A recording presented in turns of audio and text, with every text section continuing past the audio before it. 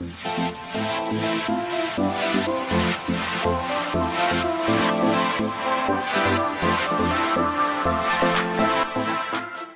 bearingnya. Ya, kita ada ini bearing. Seperti apa sih bearingnya? Kita lihat ya. Nah, bearingnya seperti ini. Nih bearingnya, lihat. Wow. Oke. This is the bearing. Oke, terus kemudian ini harus dimasukkan ke sini. Gimana caranya?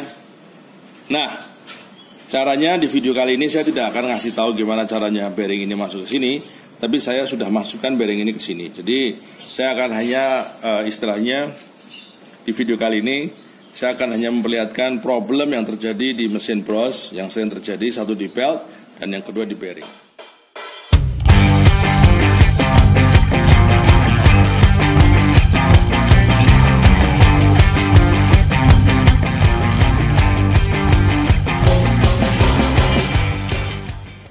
Halo e-bikers, apa kabar baginda semuanya? Selamat sore.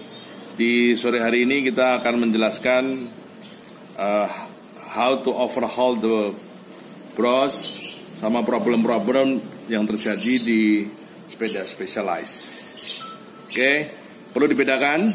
Ini adalah Space Gen 2, ini adalah Space Gen 1. Di Space Gen 1 ini hanya sekitar 70 Nm. Kalau di Space Gen 2 ini adalah sekitar 95 Nm.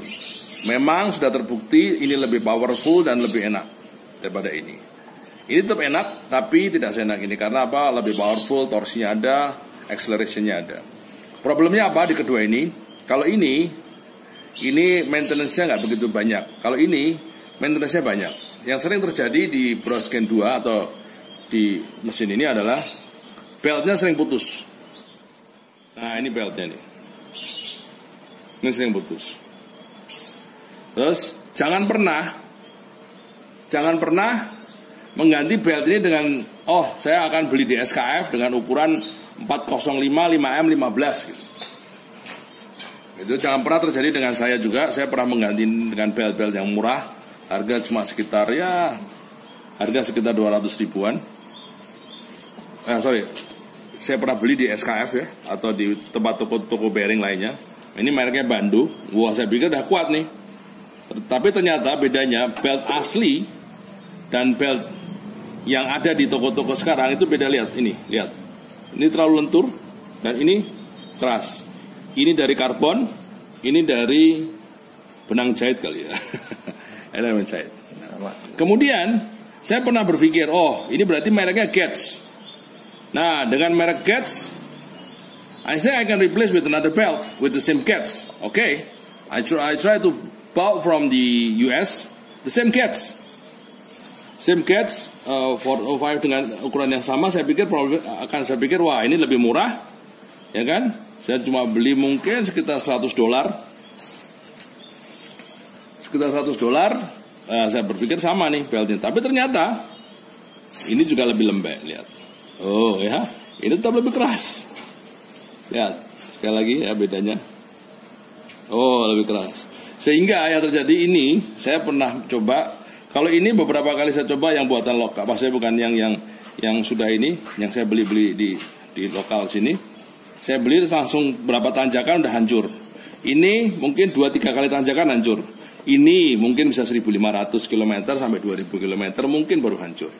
Nah, sebetulnya tidak boleh hancur. Perawatan belt di bros ini sekitar kurang lebih sekitar 1.000 km kita rawat, kita kasih fat lagi. Sini harus dikasih fat. Sini dikasih fat, terus kemudian sini juga dikasih fat, terus kemudian kita taruh lagi di dalamnya untuk fatnya ya. Sedikit aja, jangan terlalu banyak. Terlalu banyak yang terjadi adalah rusak beltnya, ya kan?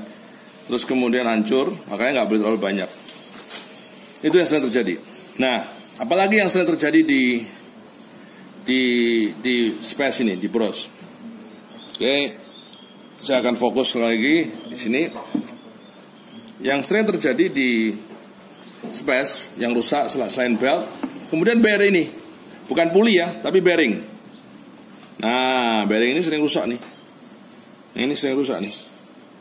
Terus bearing. Bearing ini bisa dibeli nggak? Ya nggak bisa sih. Hanya bisa dibeli di saya.com kali ya. Oke. Kita bisa supply untuk bearing ini semua, dan kita juga ada supply untuk bearing ini. Nah, ini bearingnya. Ya, kita ada ini bearing. Seperti apa sih bearingnya? Kita lihat ya. Nah, bearingnya seperti ini. Nih bearingnya, lihat. Wow. Oke. This is the bearing. Oke, terus kemudian ini harus dimasukkan ke sini. Gimana caranya? Nah, caranya di video kali ini saya tidak akan ngasih tahu gimana caranya bearing ini masuk ke sini, tapi saya sudah masukkan bearing ini ke sini. Jadi saya akan hanya istilahnya di video kali ini saya akan hanya memperlihatkan problem yang terjadi di mesin bros yang sering terjadi, satu di belt dan yang kedua di bearing. Bedanya apa? Kalau beltnya putus, yang terjadi adalah di sepedanya tidak akan bisa dimundurkan. Itu berarti beltnya putus. Sudah pasti. Terus kalau bearingnya rusak, gimana cara taunya? Kalau dimundurkan masih bisa, berarti sepeda itu bearingnya rusak. Nah, tapi yang jelas di keduanya kalau rusak, di pedal ke depan itu nggak bisa jalan sepeda itu. Dia akan bunyi lucu kayak gitu, kayak slip gitu. Nah, pokoknya ingat ya, kalau slip, tolong diperhatikan, kalau sepeda itu dibuat mundur, nggak bisa, berarti beltnya rusak. Kalau sepeda itu slip juga tapi dibuat mundur masih bisa, berarti bearingnya rusak. Itu satu.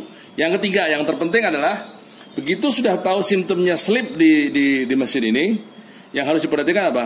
Jangan pernah di-on-kan.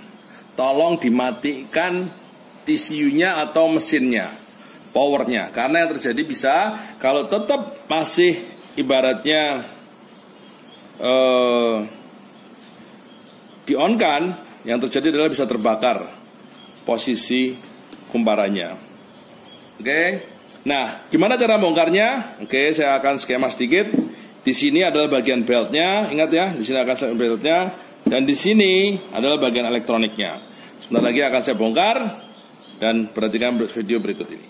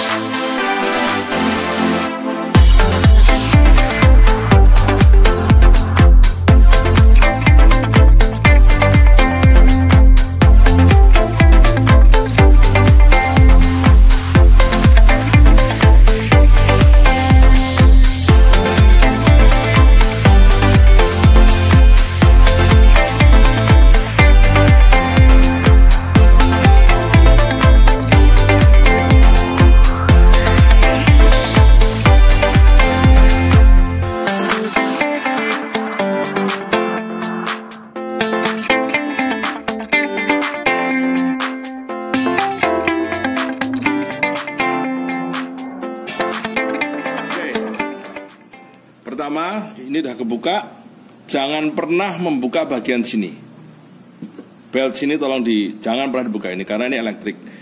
Begitu dilepas harus benar-benar masukkannya ya.